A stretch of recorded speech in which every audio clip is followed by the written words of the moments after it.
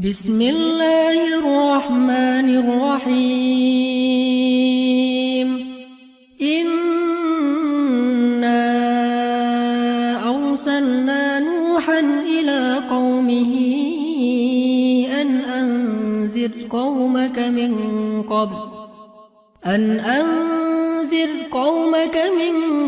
قبل أن يأتيهم عذاب أليم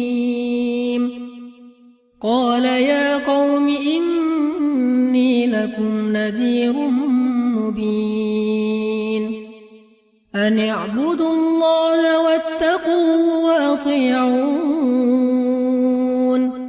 يغفر لكم من ذنوبكم ويؤخركم إلى أجل مسمى إن أجل الله إذا جاء لا يؤخر لو كنتم تعلمون قال رب إني دعوت قومي ليلا ونهارا فلم يزدهم دعائي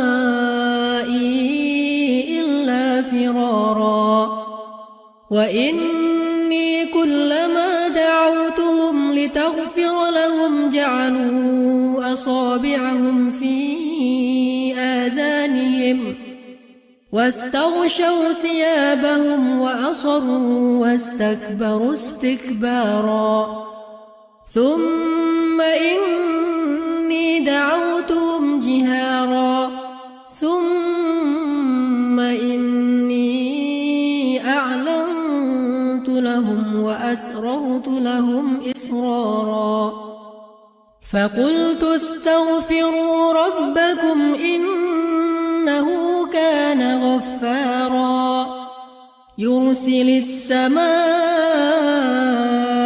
عليكم مدرارا ويمددكم بأموال وبنين ويجعل لكم جنات ويجعل لكم أنهارا ما لكم لا ترجون لله وقارا وقد خلقكم أطوارا ألم تروا كيف خلق الله 7 سماوات طباقا وجعل القمر فيهن نورا وجعل الشمس سراجا والله أنبتكم من الأرض نباتا ثم يعيدكم فيها ويخرجكم إخراجا والله جعل لكم الأرض بساطا لتسلكوا منها سبلا فجاجا. അദ്ധ്യായം 71 നൂഹ്. മക്കയിൽ അവതരിച്ചത്. നൂഹ് നബിയുടെ പ്രബോധനവും അദ്ദേഹത്തിന്റെ ജനതയുടെ പ്രതികരണവുമാണ് ഈ അദ്ധ്യായത്തിലെ പ്രധാന പ്രതിപാദ്യം. തീർച്ചയായും നൂഹിനെ അദ്ദേഹത്തിന്റെ ജനതയിലേക്ക് നാം അയച്ചു. നിന്റെ ജനതയ്ക്ക് വേദനയേറിയ ശിക്ഷ വരുന്നതിൻ്റെ മുമ്പ് അവർക്ക് താക്കീത് നൽകുക എന്നു നിർദ്ദേശിച്ചുകൊണ്ട് അദ്ദേഹം പറഞ്ഞു, എൻ്റെ ജനങ്ങളെ, തീർച്ചയായും ഞാൻ നിങ്ങൾക്ക് വ്യക്തമായ താക്കീതുകാരനാകുന്നു. നിങ്ങൾ അല്ലാഹുവെ ആരാധിക്കുകയും അവനെ സൂക്ഷിക്കുകയും എന്നെ അനുസരിക്കുകയും ചെയ്യുവിൻ. എങ്കിൽ അവൻ നിങ്ങൾക്ക് നിങ്ങളുടെ പാപങ്ങളിൽ ചിലത് പൊറുത്തു തരികയും നിർണയിക്കപ്പെട്ട ഒരു അവധി വരെ നിങ്ങളെ നീട്ടിയിടുകയും ചെയ്യുന്നതാണ്. തീർച്ചയായും അല്ലാഹുവിൻ്റെ അവധി വന്നാൽ അത് നീട്ടിക്കൊടുക്കപ്പെടുകയില്ല, നിങ്ങൾ അറിഞ്ഞിരുന്നുവെങ്കിൽ.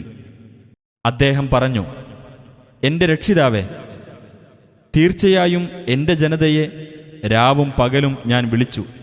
എന്നിട്ട് എൻ്റെ വിളി അവരുടെ ഓടിപ്പോക്ക് വർദ്ധിപ്പിക്കുക മാത്രമേ ചെയ്തുള്ളൂ. തീർച്ചയായും നീ അവർക്ക് പൊറുത്തു കൊടുക്കുവാൻ വേണ്ടി ഞാൻ അവരെ വിളിച്ചപ്പോഴൊക്കെയും അവർ അവരുടെ വിരലുകൾ കാതുകളിൽ വെക്കുകയും അവരുടെ വസ്ത്രങ്ങൾ മൂടിപ്പുതക്കുകയും അവർ ശഠിച്ചു നിൽക്കുകയും കടുത്ത അഹങ്കാരം നടിക്കുകയുമാണ് ചെയ്തത്. പിന്നീട് അവരെ ഞാൻ ഉറക്കെ വിളിച്ചു. പിന്നീട് ഞാൻ അവരോട് പരസ്യമായും വളരെ രഹസ്യമായും പ്രബോധനം നടത്തി. അങ്ങനെ ഞാൻ പറഞ്ഞു, നിങ്ങൾ നിങ്ങളുടെ രക്ഷിതാവിനോട് പാപമോചനം തേടുക. തീർച്ചയായും അവൻ ഏറെ പൊറുക്കുന്നവനാകുന്നു. അവൻ നിങ്ങൾക്ക് മഴ സമൃദ്ധമായി അയച്ചു തരും. സ്വത്തുക്കളും സന്താനങ്ങളും കൊണ്ട് നിങ്ങളെ അവൻ പോഷിപ്പിക്കുകയും നിങ്ങൾക്കവൻ തോട്ടങ്ങൾ ഉണ്ടാക്കിത്തരികയും നിങ്ങൾക്കവൻ അരുവികൾ ഉണ്ടാക്കിത്തരികയും ചെയ്യും. നിങ്ങൾക്കെന്തുപറ്റി? അള്ളാഹുവിന് ഒരു ഗാംഭീര്യവും നിങ്ങൾ പ്രതീക്ഷിക്കുന്നില്ല. നിങ്ങളെ അവൻ പല ഘട്ടങ്ങളിലായി സൃഷ്ടിച്ചിരിക്കുകയാണല്ലോ. നിങ്ങൾ കണ്ടില്ലേ എങ്ങനെയാണ് അള്ളാഹു അടുക്കുകളായിട്ട് 7 ആകാശങ്ങൾ സൃഷ്ടിച്ചിരിക്കുന്നത് എന്ന്? ചന്ദ്രനെ അവിടെ ഒരു പ്രകാശമാക്കിയിരിക്കുന്നു, സൂര്യനെ ഒരു വിളക്കുമാക്കിയിരിക്കുന്നു. അള്ളാഹു നിങ്ങളെ ഭൂമിയിൽ നിന്ന് ഒരു മുളപ്പിക്കൽ മുളപ്പിച്ചിരിക്കുന്നു.